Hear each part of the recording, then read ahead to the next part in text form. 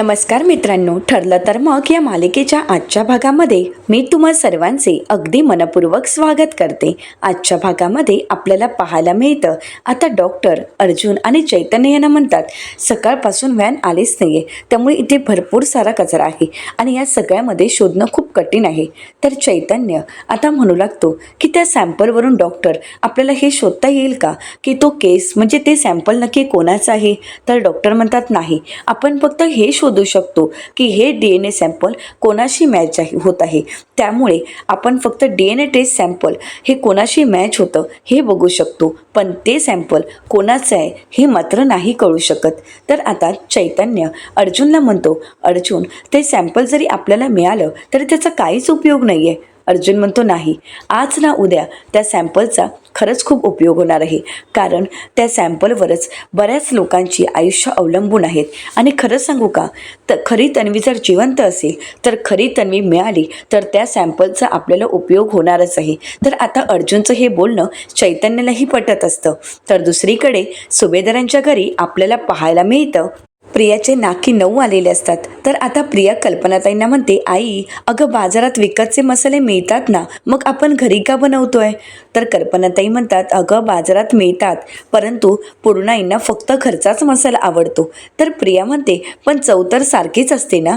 तर विमल म्हणते, नाही, चव सारखीच कशी असेल, घरच्या मसाल्याची चव काही वेगळीच असते, हो की नाही वहिनी। कल्पनाताई म्हणतात, हो अगदी खरं आहे।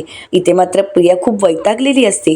तर दुसरीकडे सायलीच्या डोक्यात तेच विचार चालू असतात। सायलीला या सगळ्याचे विचार चालू असताना काय करावं काहीच कळत नसतं।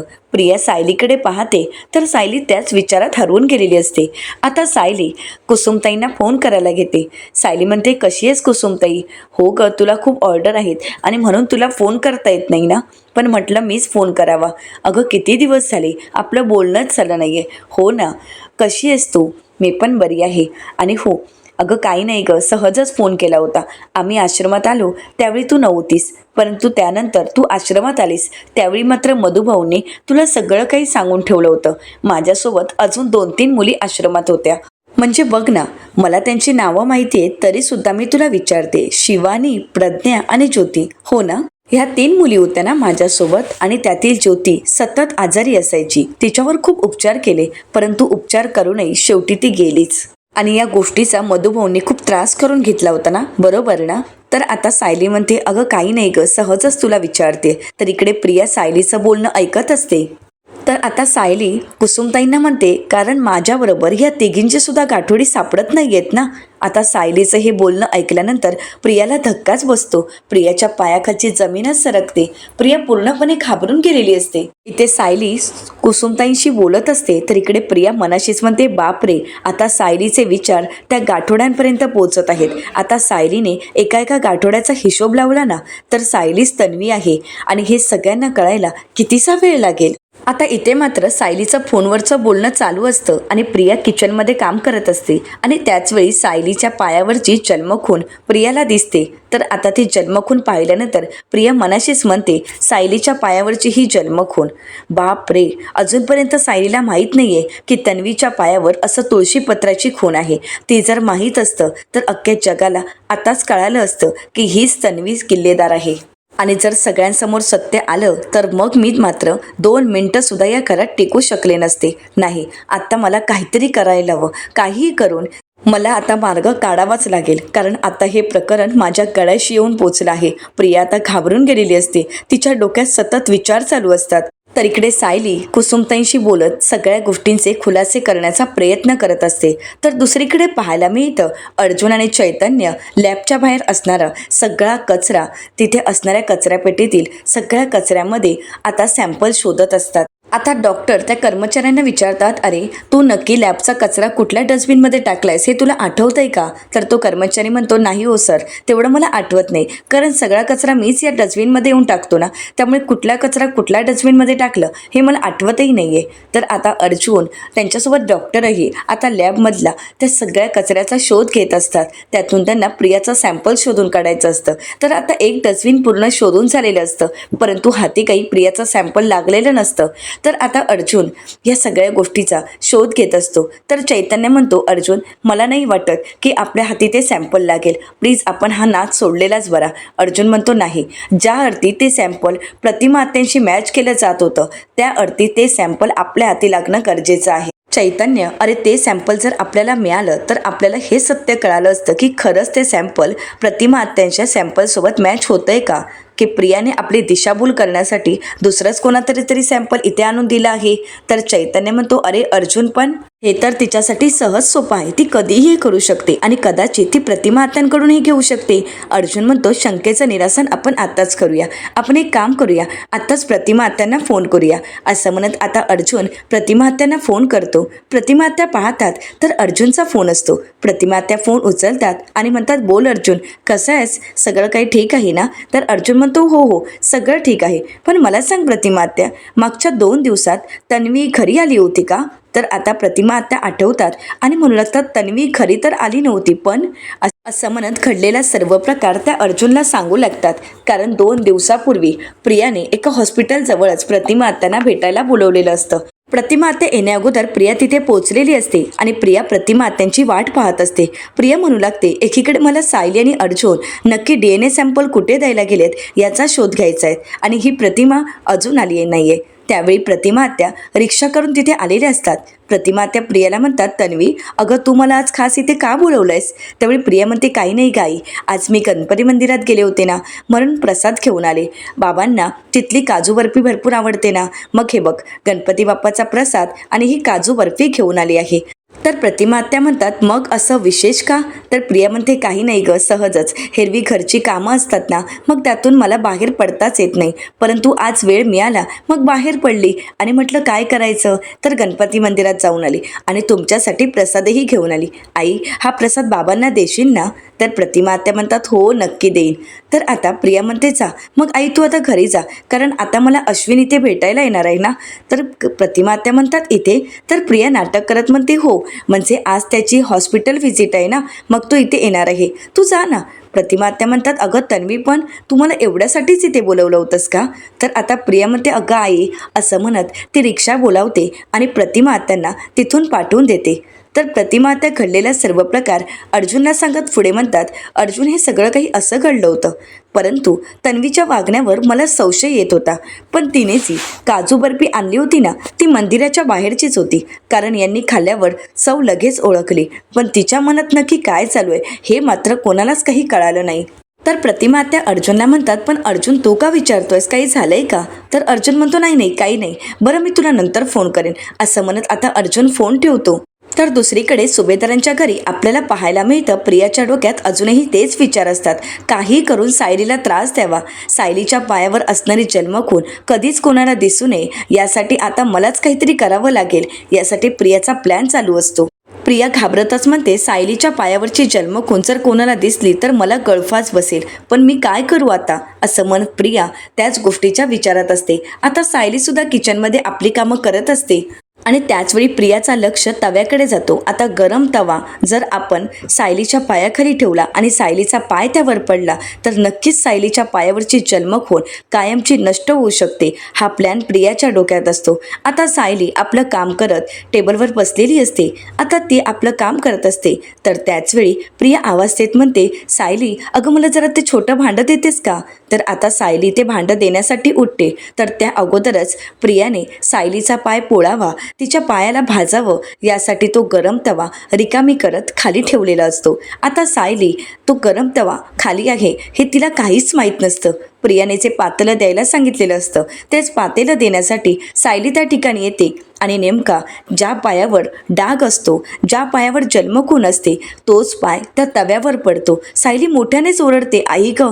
तर त्याचवेळी कल्पनाताई आणि विमल दोघंही किचनमध्येच येत असतात. दोघंही घाबरतात, पाहतात तर सायलीचा पाय जास्तच भाजलेला असतो. कल्पनाताई आणि विमल सायलीला खुर्चीवर बसवतात. पाय पाहतात तर पाय खूप भाजलेला असतो आणि ज्या ठिकाणी जन्मखून असते तीच नष्ट झालेली असते. ते पाहून प्रिया खुश होते, पण घाबरल्याचं नाटक करते आणि म्हणू लागते, बापरे किती भाजलंय तुला, थांब मी तुला पाणी देते. असं म्हणत ती सायलीला पाणी देते आणि म्हणू लागते, सायली गं किती हा वेंद्रेपणा, तुला बघून चालता येत नाही का? तर कल्पनाताई प्रियाला ओरडतात आणि म्हणू लागतात, तन्वी अगं तुला कळतंय का तू काय करतेस? गरम तवा असं कोणी खाली ठेवतं का? तर प्रिया म्हणते, आई अगं मी मुद्दामच खाली ठेवला होता. मी जर वरती ठेवला आणि चुकून कोणाचा हात पडला असता तर म्हणून म्हटलं खाली ठेवावा, पण असं होईल असं वाटलं नव्हतं. बापरे, खरंच हा सॉरी. कल्पनाताई म्हणतात, तन्वी आता तू गप्प बस. आणि हो, बघत काय बसली आहेस तू? जा अश्विनला फोन कर आणि विमल तू सायलीला पाणी घेऊन ये, मी अर्जुनला फोन करते. असं म्हणत कल्पनाताई अर्जुनला फोन करण्यासाठी तिथून निघून जातात. इथे प्रिया मनाशीच म्हणते, सायली अगं तुझी जन्मखून आता आयुष्यभर कधीच कोणाला दिसणार नाही, कारण ती कायमची नष्ट झाली आहे. तू आता आयुष्यात कधीच सिद्ध करू शकणार नाही की तूच खरी तन्वी किल्लेदार आहेस. प्रिया खूप खुश असते.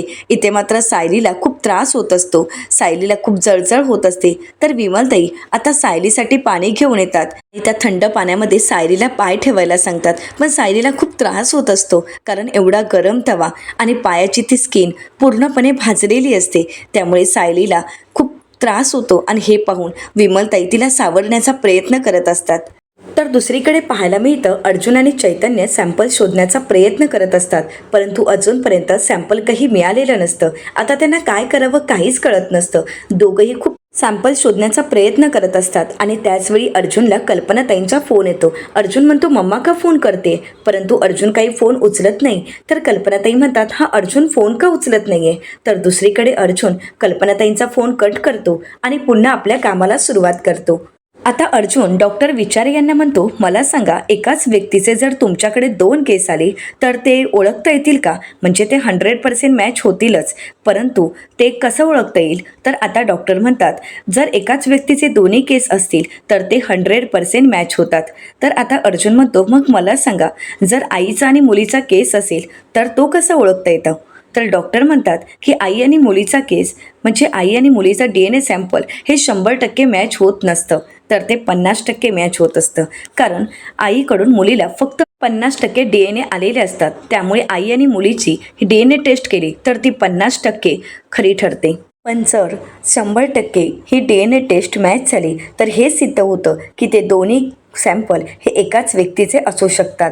अर्थातच मेडिकल क्षेत्रात सुद्धा काही गोष्टी अपवाद असतातच, पण जर त्या मुलीने आणून दिलेलं सॅम्पल मी जर चेक केलं असतं तर मी तुम्हाला नक्कीच त्याचे खरे रिपोर्ट देऊ शकलो असतो. हो, पण आता ते सॅम्पल मिळत नाही आहे ना. जर ते सॅम्पल मिळालं असतं तर आपल्याला हे कळालं असतं की ते सॅम्पल प्रतिमा आत्यांच्या सॅम्पलसोबत 100% मॅच होते की 50%. असं म्हणत अर्जुन आता डॉक्टर यांच्यामध्ये चर्चा चालू असते. तर अर्जुन डॉक्टर यांना म्हणतो, यावरून एक गोष्ट लक्षात आली असते की प्रियाने खरंच प्रतिमा आत्यांचा केस आणला आहे की दुसऱ्या कोणाचा? तर चैतन्य म्हणतो, मला वाटतंय की 100% 50% याबद्दल प्रियाला काही माहीत नसणार, परंतु ज्या अर्थी ती प्रतिमा आत्याला भेटली त्या अर्थी नक्कीच ती प्रतिमा आत्यांचं सॅम्पल इथे घेऊन आली असावी. तर अर्जुन म्हणतो, नाही, मला असं वाटत नाही, कारण प्रतिमा आत्याने जे आता सांगितलं त्यावरून त्यांची भेट अशी झाली की त्यामध्ये ती सॅम्पल घेऊन आली असेल असं मला तरी वाटत नाही. म्हणजे हे नक्कीच सॅम्पल खरं तन्वीचं असू शकतं. चैतन्य येऊन येऊन आपण त्या सॅम्पलवरच येत आहोत, त्यामुळे आपल्याला ते सॅम्पल मिळणं खूप गरजेचं आहे. काही करून आता ते सॅम्पल शोधायलाच हवं. जोपर्यंत ते सॅम्पल मिळत नाही तोपर्यंत इथून हलायचं नाही. असं म्हणत आता अर्जुन चैतन्याला म्हणतो की आता आपण सॅम्पल शोधायचंच. तर चैतन्य म्हणतो, बरं ठीक आहे. तर अर्जुन डॉक्टरांना म्हणतो, बरं डॉक्टर, त्या सॅम्पलवर अजून काही क्रॉस मार्कच्या व्यतिरिक्त काही लिहिलं होतं का? तर डॉक्टर म्हणतात, 1 मिनिट, मी नवादे यांना फोन करून विचारतो. असं म्हणत डॉक्टर आता नवादे यांना फोन करायला घेतात. तर इकडे अर्जुनला मात्र सतत कल्पनाताईंचे फोन येत असतात. अर्जुन म्हणतो, मम्मा का फोन करते? असू दे, मी नंतर बोलेन. असं म्हणत अर्जुन काही कल्पनाताईंचा फोन उचलत नाही. तर आता डॉक्टर नवादे यांच्याशी बोलतात आणि अर्जुनला म्हणतात की ॲडव्होकेट अर्जुन सुभेदार, आताच नवादे यांच्याशी माझं बोलणं झालं. नवादे म्हणाले की त्याच्यावर क्रॉसमार्क तर केलेली होती, वर त्यावर प्रिया असं नावही लिहिलेलं होतं आणि do not use this he cheat लावलेली होती. तर अर्जुन म्हणतो, बरं ठीक आहे. आता अर्जुन, डॉक्टर, त्यांचे कर्मचारी आणि चैतन्य सर्वच जण आता त्या सॅम्पलचा शोध घेत असतात. इकडे मात्र कल्पनाताई सतत अर्जुनला फोन करत असतात आणि ते शेवटी सॅम्पल अर्जुनच्या हाती लागतं. अर्जुन मोठ्यानेच म्हणतो, सापडलं, कारण प्रिया नावाचं सॅम्पल आणि त्यावर डू नॉट यूज दिस असंही लिहिलेलं असतं. आणि आता ते सॅम्पल हाती लागताच अर्जुन खुश होतो आणि म्हणतो, आपलं काम झालं. तर डॉक्टर खुश होत अर्जुनला म्हणतात, बरं झालं सापडलं, नाहीतर आमच्या हॉस्पिटलमध्ये असं काहीतरी घडलं याचं मला खरंच खूप टेन्शन आलं होतं. बरं सुभेदार, आता मला सांगा की हे सॅम्पल नक्की कोणाच्या सॅम्पलशी मॅच करायला हवं, किंवा तुम्हाला या सॅम्पलची दुसरी कोणती टेस्ट करून हवी आहे का? तर आता अर्जुन म्हणतो, नाही म्हणजे तुम्ही म्हणालात की जर टेस्ट केलं तर कळू शकतं की हे सॅम्पल कोणाचं आहे. तर आता डॉक्टर म्हणतात की हो, परंतु याच व्यक्तीचा दुसरा केसही मिळणं गरजेचं आहे. तर अर्जुन म्हणतो, आता तरी मला ते शक्य नाही आहे, पण नक्कीच मी ही गोष्ट शक्य करेन. आता अर्जुनला सतत कल्पनाताईंचा फोन येत असतो. अर्जुन म्हणतो, मम्मा का सतत फोन करते? आणि म्हणूनच अर्जुन फोन उचलतो आणि ज्यावेळी अर्जुन ती बातमी ऐकतो त्यावेळी त्याला धक्काच बसतो. अर्जुन म्हणतो, काय? आणि अर्जुन घाबरून गेलेला असतो. तर दुसरीकडे सुभेदारांच्या घरी आपल्याला पाहायला मिळतं, अश्विन घरी आलेला असतो. तो सायलीला चेक करत असतो आणि सायलीचा पाय पाहत तो म्हणू लागतो, वहिनी अगं तळपायाची स्किन खूपच चढाली आहे, पण हो आता मी ही क्रीम लावून देतोय, पण उद्यापासून दर 3 तासांनी ही क्रीम पायाला लावायची आहे. तुला हळूहळू बरं वाटेल आणि हो चळचळसुद्धा कमी होईल. आणि हो वहिनी, एक गोष्ट लक्षात ठेव, तोपर्यंत जमिनीला पाय लावू नकोस. तर कल्पनाताई म्हणतात, बरं अश्विन, पण ही जखम बरी व्हायला अजून किती दिवस जातील? तर अश्विन म्हणतो, खूप दिवस जातील, कारण भाजलेली स्किन आहे, त्यामुळे ही स्किन बरी व्हायला थोडे दिवस तर नक्कीच जातील. आता प्रिया नाटक करत म्हणते, ही सगळी माझीच चूक आहे सायली, अगं खरंच सॉरी, कारण मीच तो तवा खाली ठेवला होता. मला असं वाटलं की जर मी ओट्यावरच ठेवला तर चुकून कोणाचा तरी हात लागेल आणि हात वाचेल, म्हणून मी खाली ठेवला आणि नेमका तुझा त्यावर पाय पडला. सायली, अगं खरंच सॉरी, माझ्यामुळे आज तुला त्रास होतोय ना? असं म्हणत प्रिया नाटक करत असते, परंतु सर्वच जण प्रियाच्या या नाटकांकडे दुर्लक्ष करतात. तर सायली म्हणते, ठीक आहे, मी सुद्धा माझ्या विचारात होते, त्यामुळे माझा काही लक्ष नव्हता, पण तसंही तापलेला तवा असा कोणी जमिनीवर ठेवत नाही, त्यामुळे माझ्या डोक्यात हा विचार आलाच नाही. त्याचवेळी धावत पळत अर्जुनही घरी आलेला असतो. अर्जुन म्हणतो, बायको काय झालंय, दाखव ना, किती भाजलंय पाय? असं म्हणत आता अर्जुन सायलीचा पाय पाहतो. त्यावेळी अर्जुन खूप घाबरतो आणि म्हणू लागतो, किती भाजलंय बघ ना. अश्विन, आपण एक काम करूया, हिला हॉस्पिटललाच ॲडमिट करूया. अश्विन म्हणतो, नाही दादा, तिची काहीही गरज नाही आहे. सायली म्हणते, अहो मला फक्त भाजलंय आणि तुम्ही काय बोलताय? अर्जुन म्हणतो, भाजलंय? अगं बघ काय झाली आहे ते अवस्था पायाची. तर सायली म्हणते, अहो होईल ना बरं. तर अश्विन म्हणतो, दादा मी आताच क्रीम लावून दिली आहे, नको काळजी करूस. सायली म्हणते, हो अश्विन भाऊजींनी मला क्रीम लावून दिली आहे, त्यामुळे नका एवढा विचार करू. अर्जुन म्हणतो, नाही नाही बायको, आता तू फक्त आराम करायचा आहे. आणि हो, तुला बघून चालता आलं नाही का? बघ ना किती पाय भाजला आहे, आता ह्या पायाची जखम कधी बरी होईल? तर अश्विन म्हणतो, दादा काळजी करू नकोस, सगळं काही ठीक होईल, पण एक गोष्ट लक्षात ठेव, आता तिने कम्प्लिटली आराम करायला हवा, जमिनीवर पाय टेकवायचा नाही आणि सगळ्यात महत्त्वाचा म्हणजे पाण्यातही पाय टाकायचा नाही आहे. तर आता सायली म्हणते, मला एवढंसं काय भाजलंय, जर तुम्ही सर्वजण आता मला बसवून ठेवणार आहात का?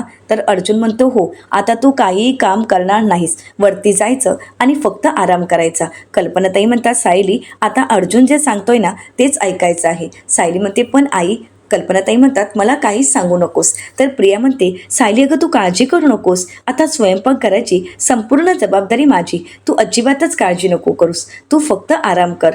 तर आता कल्पनाताई अर्जुनला म्हणतात, अर्जुन तू एक काम कर रे, तू 2-3 दिवस घरीच थांब, तुझी बायको बरी होईपर्यंत तू थांबलास ना तरी बरं होईल, कारण कसं आहे ना, ही सायली काही आमचं ऐकणार नाही. तर चैतन्य म्हणतो, हो चालेल ना, आणि कोर्ट कचेरीची कामं आहेत ती मी आहेच बघायला, आणि जर मीटिंग असतील तर ते ऑनलाईन करू शकतो आपण. अर्जुन म्हणतो, तसंही तुम्ही कोणी सांगण्या अगोदरच मी ठरवलंच आहे, जोपर्यंत माझी बायको बरी होत नाही तोपर्यंत मी कुठेही जाणार नाही. बायको आता मी जसं सांगितलं तसं, फक्त तू आराम करायचा आहेस. असं म्हणत अर्जुन आता सायलीला सक्तीचा आराम करायला सांगतो. तर सायली म्हणते, अहो पण. तर आता अर्जुन किंवा घरातील कोणीही काही ऐकून घेत नसतात. आता सायली आराम करण्यासाठी उठते आणि रूमच्या दिशेने जात असते. अर्जुन विचारतो, काय कुठे? सायली म्हणते, अहो रूममध्येच जाते. अर्जुन म्हणतो, नाही तू चालणार नाहीयेस, पाय जमिनीला लावायचा नाही. असं म्हणत अर्जुन आता सायलीला उचलून घेतो. त्यावेळी सर्वच जण त्यांच्याकडे पाहू लागतात. आता अर्जुन चैतन्याला म्हणतो, चैतन्य तू जरा येशील का वरती? चैतन्य म्हणतो, हो ना, तसंही फुकट रोमॅन्टिक सीन बघायला कोणाला नाही आवडणार. तर आता कल्पनाताई हसताच चैतन्य म्हणू लागतो, मावशी तुला खरं सांगू का, तुझ्या या मुलाची ना नाटकं असतात, त्याला बायकोला उचलून घेण्यासाठी फक्त निमित्त हवं असतं, हे पाय वगैरे भाजलंय ते सगळं निमित्त आहे गं. तर कल्पनाताई म्हणतात, हो ते मला चांगलंच माहीत आहे. तर आता सायली अर्जुनला म्हणते, अहो मला प्लीज खाली सोडा, परंतु अर्जुन काही सायलीला जमिनीवर पाय टेकू देत नसतो. सायली अर्जुनला रिक्वेस्ट करत असते की प्लीज मला खाली सोडा, परंतु अर्जुन काही तिला खाली सोडत नसतो. तर विमल म्हणू लागते, अर्जुन दादा सावकाशा. तर अर्जुन म्हणतो हो हो नक्कीच. आता सर्वच जण त्यांच्याकडे पाहत असतात. आता सायली अर्जुन त्यांच्या रूमच्या दिशेने निघून जातात. इकडे प्रिया खुश होते आणि म्हणू लागते करा करा, जेवढा रोमॅन्स करायचा आहे तेवढा करा, कारण माझं तर काम झालं आहे. सायली अगं तुझ्या पायावरची जन्मखून कायमची गेली आहे, आता त्यावर नवीन स्किन येईल, त्यावर मात्र तुझ्या या खुनेचा नामोनिशाणही नसेल. माझं काम झालं, आता तू तन्वी आहेस हे तू कधीच सिद्ध करू शकणार नाहीस. तर येणाऱ्या पुढील भागामध्ये आपल्याला पाहायला मिळतं सायली अर्जुनला म्हणते, तुम्ही डॉक्टर विचारे यांच्या लॅबमध्ये गेला होता ना, काय झालं, तुम्हाला सॅम्पल मिळालं का? तर अर्जुन म्हणतो की हो सॅम्पल तर मिळालं, आणि एका गोष्टीची शक्यता आहे की हे सॅम्पल खऱ्या तन्वीचं असू शकतं, कारण ज्या अर्थी तन्वी म्हणजेच प्रिया हे सॅम्पल तिथे घेऊन गेली त्या अर्थी खरी तन्वी कोण आहे हे तिला माहीत असणारच. तर दुसरीकडे पाहायला मिळतं की आता प्रतापराव ज्यावेळी बँकेच्या मॅनेजरला भेटायला आलेले असतात त्यावेळी तिथे आता सचिनही आलेला असतो, आणि त्या दोघांचा व्हिडिओ काढत आता तो म्हणू लागतो की आता हा व्हिडिओ मला जाऊन अस्मिताला दाखवायला हवा, म्हणजे अस्मिता आपल्या डॅडला जाब विचारू शकते आणि त्यांना शेवटी अस्मिताचं अकाउंट चालू करावंच लागेल. तर दुसरीकडे आपल्याला पाहायला मिळतं सर्वच जण एकत्र बसलेले असतात, आणि त्याचवेळी अर्जुन तो नेकलेस दाखवत म्हणतो, हा नेकलेस तन्वी तुझा आहे ना? तर सायली म्हणते हो हा तर नेकलेस प्रियाचाच आहे. तर कल्पनाताई म्हणतात हो हा तन्वीला पूर्णाईने दिला होता. तर प्रिया म्हणते हा तो नाही आहे. सायली म्हणते नाही आहे का, मग तुझ्याकडे कोणता आहे दाखव ना. आता मात्र प्रियाची बोलतीच बंद होते. आता सायली आणि अर्जुनच्या जाळ्यात प्रिया कशा प्रकारे अडकेल हे पाहणं अतिशय रंजक ठरणार आहे. मित्रांनो, अशाच मालिकांचे नवनवीन अपडेट पाहण्यासाठी चॅनलला नक्कीच सबस्क्राईब करा. आजचा व्हिडिओ तुम्हाला कसा वाटला हे कमेंट करून नक्कीच कळवा. आजचा व्हिडिओ जर तुम्हाला आवडला असेल तर व्हिडिओला लाईक करायलाही विसरू नका. व्हिडिओ पाहिल्याबद्दल तुम्हा सर्वांचे अगदी मनपूर्वक धन्यवाद.